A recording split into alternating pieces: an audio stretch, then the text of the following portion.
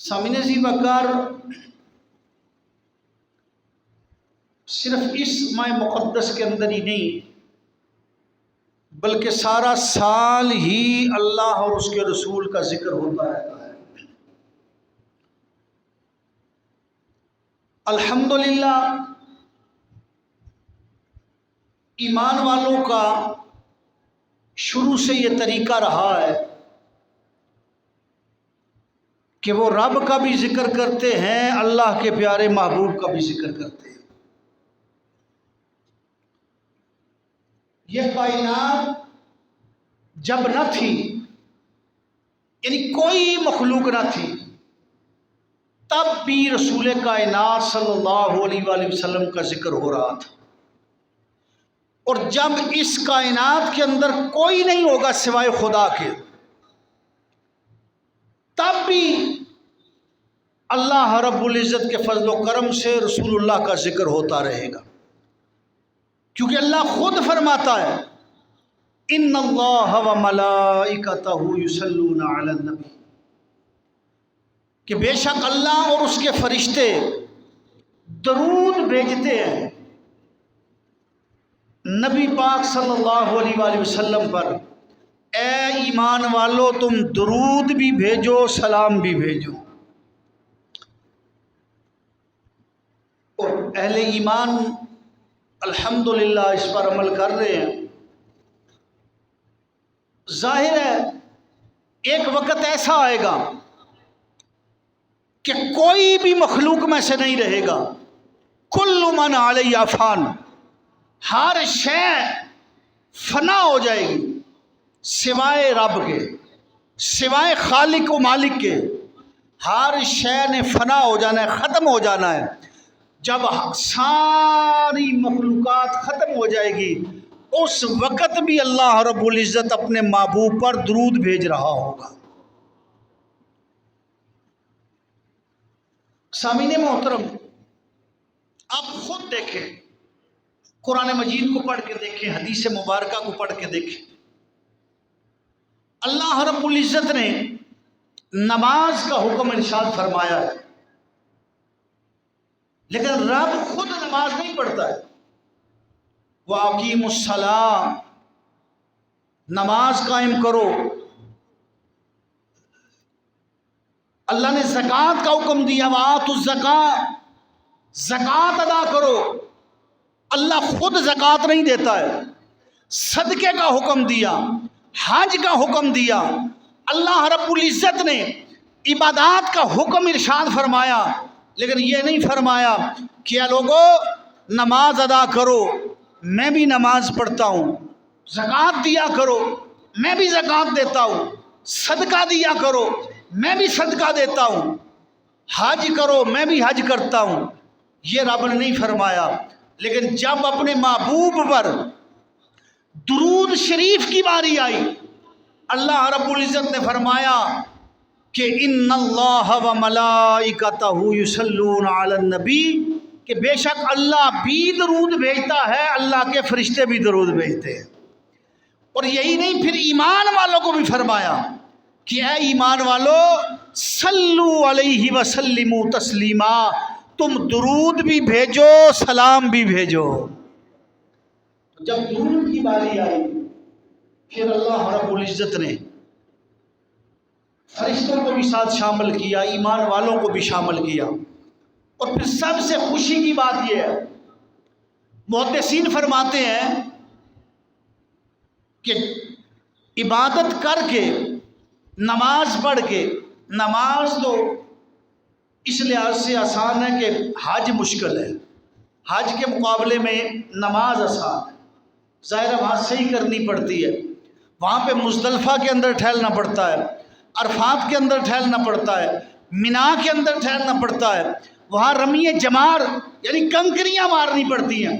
حج مشکل ہے لیکن نماز آسان ہے۔ لیکن اللہ رب العزت نے یہ بڑا کرم فرمایا، بڑی مہربانی فرمائی کہ رب تعالیٰ نے فرمایا کہ حج کر کے اب کوئی بندہ یہ دعویٰ نہیں کر سکتا ہے کہ میں رکن اعظم ادا کر کے آیا ہوں، عرفات کے میدان کے اندر میں اللہ کی بارگاہ کے اندر میں دعائیں مانگ کے آیا ہوں. مزدلفہ کے مقام پہ میں نے رات بسر کی ہے، منا کے مقام پہ میں ٹھہرا رہا ہوں، میں کنکریاں مار کے آیا ہوں، میں نے طواف زیارت کیا ہے، میں نے صفا اور مروہ پہ سعی کی ہے. یہ سب کچھ کر کے بندہ یہ نہیں کہہ سکتا کہ میرا حج قبول ہو گیا. نماز پڑھ کے نہیں کہہ سکتا میری نماز قبول ہو گئی ہے. لیکن محدثین فرماتے ہیں جو بندہ بھی درود بھیجتا ہے سمجھ لے اللہ کی بارگاہ میں قبول ہو گیا ہے. محبت سے کہہ دے نا سبحان اللہ. اس کی وجہ یہ بیان فرمائی کہ نماز کا حکم دیا رب نے، اللہ نماز خود نہیں پڑھتا ہے. روزے کا حکم دیا، اللہ خود روزہ نہیں رکھتا ہے. زکوٰۃ کا حکم دیا، خود زکوٰۃ نہیں پڑھتا ہے. لیکن جب درود کا حکم دیا پہلے فرمایا میں بھی درود بھیجتا ہوں، فرشتے بھی درود بھیجتے ہیں، ایمان والو تم بھی درود و سلام بھیجا کرو.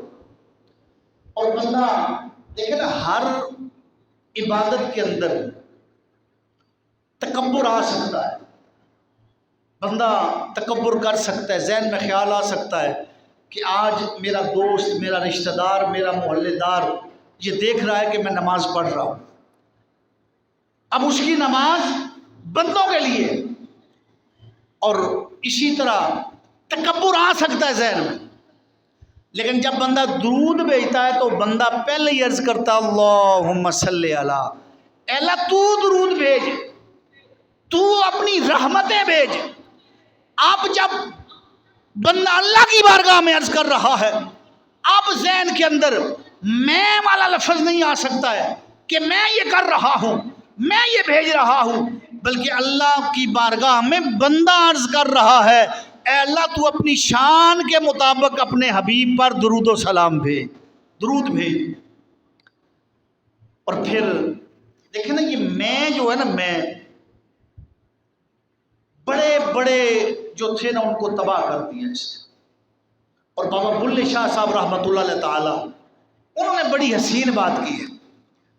وہ فرماتے ہیں کہ بندیا اپنے آپ کی طرف توجہ کر، نگاہ کر اپنی طرف. وہ فرماتے ہیں پھلاں دا تو اتر بنا، اتر دا پھر کٹ دریا، یعنی اتنے پھول جمع کر لے کہ جب تو ان کا اتر بنائے تو بہت زیادہ پانی ان کا بن جائے، اتر بہت زیادہ بن جائے.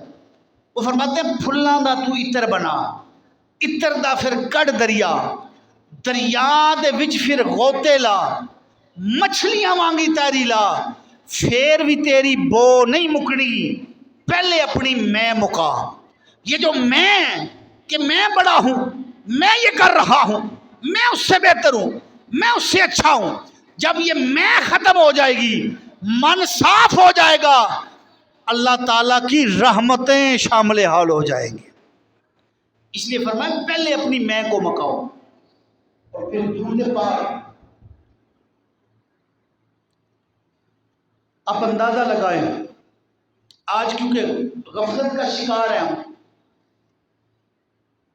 کاروبار کے اندر اور معاملات کے اندر بندہ دین سے دور ہوتا جا رہا ہے، اللہ کے ذکر سے، رسول کائنات پر درود بھیجنے سے. لیکن تھوڑی دیر آپ دیکھیں کہ اگر 100 سال بھی بندہ غفلت کے اندر پڑا رہا اور اس نے ایک مرتبہ بھی رب کو صدقے دل سے یاد کیا ہے تو اللہ تعالیٰ نے اس کے سارے گناہوں کو معاف فرما دیا ہے. محبت سے کہہ دینا سبحان اللہ. یعنی اتنا کریم، اتنا رحیم اور اتنا مہربان رب ہے. اللہ تو فرماتا ہے نا، ڈاکٹر اقبال نے کیا خوبصورت پیغام دیا کہ ہم تو مائل بکرم ہیں کوئی سائل ہی نہیں، راہ دکھلائیں کسے راہ رب منزل ہی نہیں.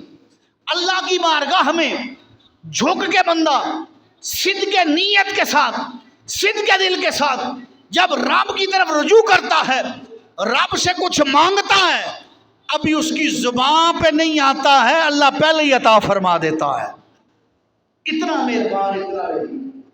اور پھر بندہ اس کی طرف نہ آئے تو یہ کتنی بدقسمتی کی بات ہے. اور پھر آپ دیکھیں رسول کائنات صلی اللہ علیہ وآلہ وسلم اب دنیا میں تشریف فرما ہوئے تو آقا علیہ الصلوۃ والسلام کی زبان پہ تھا رب ہب لی امتی، کہ اے میرے رب میری امت کو میرے حوالے کر دے۔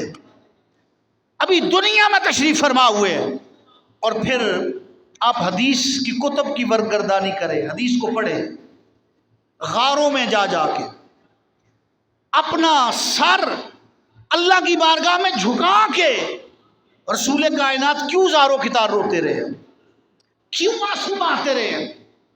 اور پھر رب تعالی، مسلم شریف کی حدیث ہے، رسول کائنات آنسو بہا رہے ہیں، رو رہے ہیں، اللہ نے جبریل کو بھیجا کہ جبریل جاؤ جا کے میرے محبوب سے پوچھو وجہ کیا ہے۔ اب رب تو دلوں کے حال جانتا ہے، لیکن جبریل امی آئے اور جبریل امی سدرہ سے آئے، سدرۃ المنتہا سے، یہ پوچھنے کے لیے آئے کہ اللہ کے محبوب ماجرا کیا ہے۔ آقا علیہ الصلوۃ والسلام نے کیا فرمایا؟ اپنی کسی بات کو نہیں کہا کہ یہ مسئلہ ہے، آقا نے فرمایا امت کا معاملہ ہے، امت کا معاملہ ہے، امت کے لیے رو رہے ہیں۔ اور آج امت کی حالت ہے کہ غفلت کا شکار ہے، مسجد مرثیہ خواہ ہے کہ نمازی نہ رہے، یعنی وہ صاحب اوصاف حجازی نہ رہے، مسجد کے لیے آنے کے لیے ہمارے پاس وقت نہیں ہے، ڈھول بج رہے ہوں تو بچوں کو بھی ہاتھ سے پکڑ کے امپائر لے آتے ہیں، اور اذان ہو رہی ہو تو ٹی وی کا آواز بھی کم کرنے کی توفیق نہیں ہے۔ یہ حال ہے ہمارا۔ اب اللہ کی بارگاہ میں جبریل نے جا کے بتایا کہ یا رب امت کا معاملہ ہے، آج تیرا محبوب جو ہے امت کے لیے رو رہا ہے۔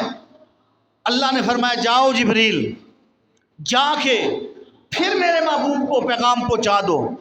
اور اعلیٰ حضرت عظیم البرکت امام عشق و محبت مجدد دین و ملت الشاہ احمد رضا خان رضی اللہ تعالیٰ عنہ، آپ کے بھائی نے کیا خوب ارشاد فرمایا۔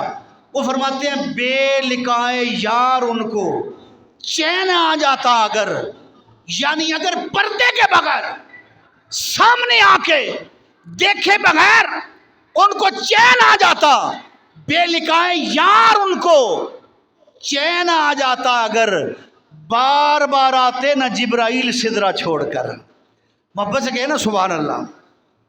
کسی کی بارگاہ میں 1 مرتبہ، کسی کی بارگاہ میں 2 مرتبہ، کسی کی بارگاہ میں 7 مرتبہ، کسی کی بارگاہ میں 9 مرتبہ، لیکن آپ محدثین کو پڑھ کے دیکھ لیں، جب تاجدار عرب و عجم کی باری آئی، امام الانبیاء کی باری آئی، احمد مجتبیٰ کی باری آئی، جبریل علیہ السلام 24,000 مرتبہ رسول کائنات کی بارگاہ میں آئے ہیں، 24,000 مرتبہ جبریل آئے۔